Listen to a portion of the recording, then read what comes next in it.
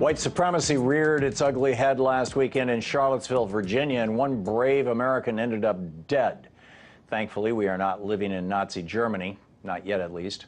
But the threat that white supremacy and fascism pose to our democracy is real, especially as Reaganomics continues to tear apart what remains of our middle class.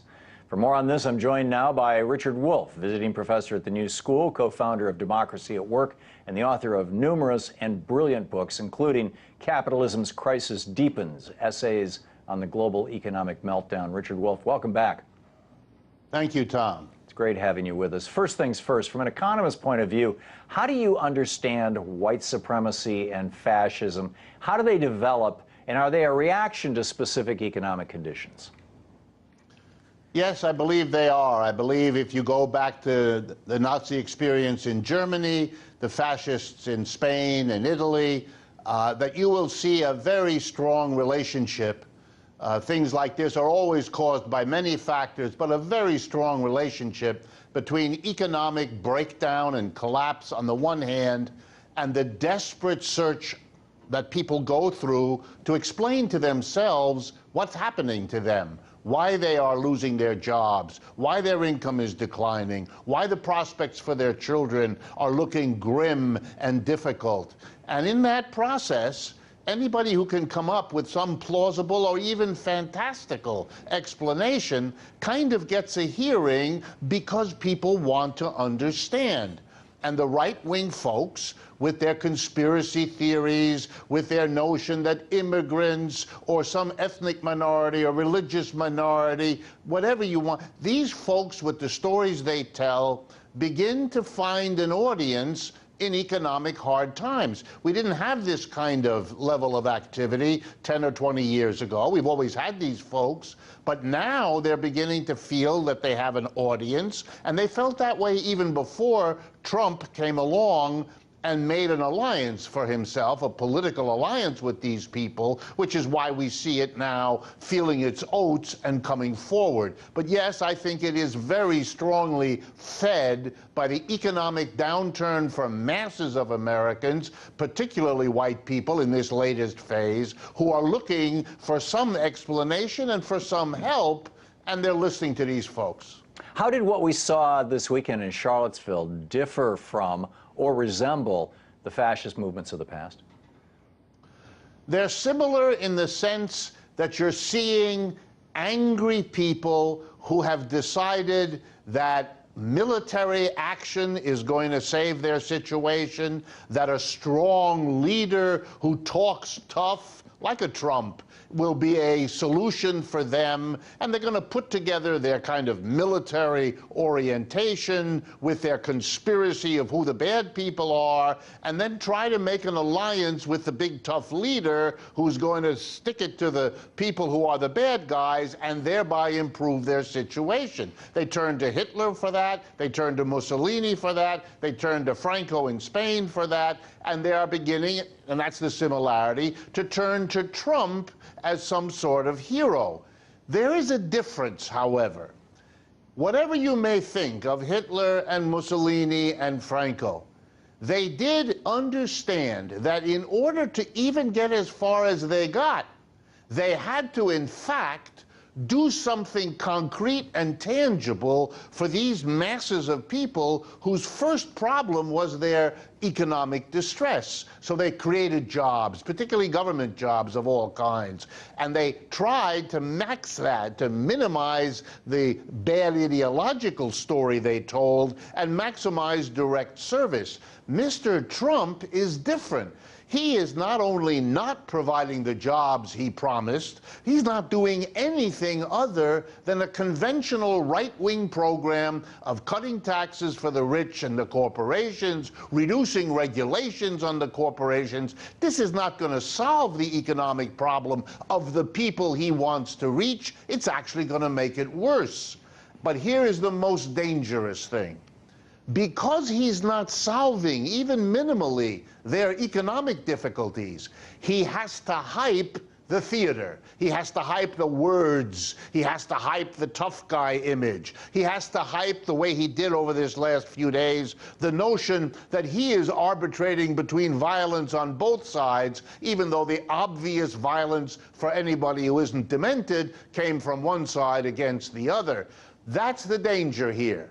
That precisely because he cannot and will not deliver on the economic promises to his base, he has to create the right-wing kind of hysteria around evil people doing damage, getting rid of the immigrants. All the other scapegoats have to be raised up to a political program because he literally can't and won't offer anything else to his own base.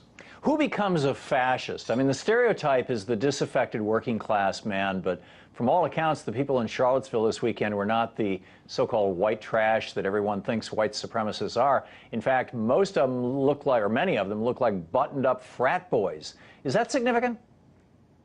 Well, I think it's always been that way. I think before the mass of disgruntled and hurt economic people get around to getting involved, there has to be some sort of leadership. And the leadership are people who are lost in a kind of no place for them. They can't really make it in the regular business community very well. They're having difficulties. They don't know quite how to understand this. The American educational system doesn't explain much about these sorts of situations, either here or in other countries. So they come to this kind of semi-educated fantasy story about what the problem is, and they love getting dressed up in military hardware now that it's legal to do that, and prancing around. They're not going to go very far unless either the business community or some major political force gathers them in and makes them into something really powerful. At this point, it's mostly theater. I don't mean to diminish how horrible it is or how dangerous it could become, but it's at an early stage in this country relative to what happened elsewhere, and it's mostly these frat boys and troubled small businesses who have gotten themselves caught up in a theater of tough guy changing things. And it would have been very quiet had not one of them become the president and so acts it out on a national scale. The Nazis grew to power during the Great Depression. You know, we had FDR, they had Hitler, and that kind of started the whole story. We're not in a Great Depression right now, so the threat of a Nazi takeover seems a little, you know, far out, at least at this point. But what happens if the articles that I keep seeing in the Financial Times and Zero Hedge and the conversations you and I have had, what happens if we see a reprisal or if we revisit a crash like 2008 or even worse? Well, I think that we're seeing more and more signs. I noticed that Bank of America put out a very scary story today about what they see as a signal for economic trouble coming down the line. Then I think all bets are off. I think if you have a major economic turndown, which we are due for in terms of the normal way the capitalist economy bounces up and down, if you see a sudden wave of unemployment shooting up and bankruptcies across the economy, which is what we would expect in a downturn, then you're going to see what we've already seen double, triple, quadruple. And we're going to have a polarization between left and right, and then it'll be a struggle. You're quite right. In the United States, we had that, and the left won out in the sense of the New Deal. In Germany and in Italy, the right won out, and we had fascism. If I could say a word about it, fascism economically is when the big business community and the government basically come together. They do away with the niceties of separation, and the big businesses want the government to deliver to them the buyer, the worker, in order, no separate institutions, no trade unions, no political parties. It's a regimented capitalist on top government. This has happened in Italy, in Spain, and in Germany. And it's not yet here in the United States, but if you have an economic downturn, the government will be called upon to do more than a bailout like in 2008, and to become a real close partner, and that together with the polarization of left and right, that gives you the conditions when we really have to have a conversation about whether we're going to have a left-wing solution or a right-wing solution in this country. Back in 1944, Vice President Henry Wallace warned about the rise of people he called American fascists. He described them in the New York Times as people who, quote, claim to be super patriots, but they would destroy every liberty guaranteed by the Constitution. They demand free enterprise, but are the spokesman for monopoly and vested interests. Their final objective, toward which all their deceit is directed, is to capture political power so that, using the power of the state and the power of the market simultaneously, they may keep the common man in eternal subjection. As we look at all these Goldman Sachs bankers in the Trump cabinet, we look at Scott Pruitt turning the EPA and all the regulatory agencies over to the giant corporations. I mean, you know, branch after branch of our government is right now being handed over to oligarchs. In the minute we have left, Richard Wolf, are we looking at something like that right now?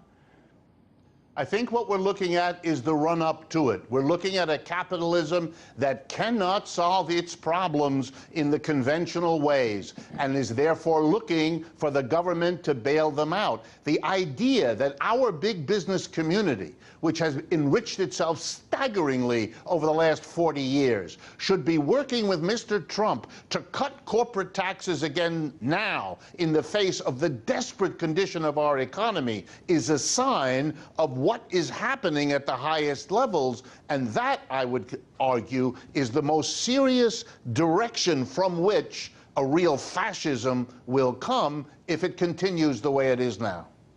Remarkable. Richard Wolf, it's always I was going to say great, I mean, this is kind of a grim topic, but it's always great having you with us. Thank you, sir.